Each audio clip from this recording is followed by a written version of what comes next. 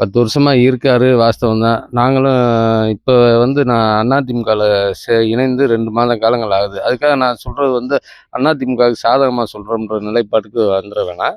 அ அதாவது பொதுவா எடுத்துக்கிட்டீங்கன்னா, பிடிஆர் ஒரு மேல்மட்ட அரசியல்ல தான் பண்ணியிருக்காரு. அது திமுகல உள்ள நிர்வாகிகளுக்குமே தெரியும். அவர் அரசியல் ஃபுல்லாவே பங்களா அரசியல் தான்.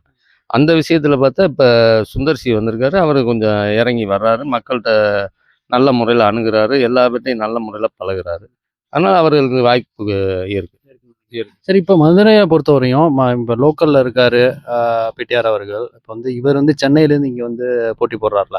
ஸோ அப்படிங்கிற பட்சத்துல சினிமாக்காரர் அப்படிங்கிற ஒரு லேபிள் இருக்கு. ஸோ அப்படிங்கிற பட்சத்துல மக்கள் எளிதா அணுகக்கூடியவரா யார் இருப்பாங்கன்னு நினைக்கிறேன்? லோக்கல்ல இருக்கிறவரா? இல்ல சென்னையிலேருந்து இங்க போட்டியிடுறோம்னு நினைக்கிறேன்? கண்டிப்பான முறையில அவரே சொல்ட்டாரு. வேட்பாளர் சுந்தர் சி அவர்களே சொல்ட்டாரு. சட்டசபை நாட்களை தவிர மிச்ச நாட்கள்ல பெரும்பாலும் நான் மதுரையில தான் இருப்பேன். மதுரையில குடி வந்துருவேன்ற ஒரு முகாம்ல தான் இருக்காரு. அதனால அவர நம்பலாம். ம்.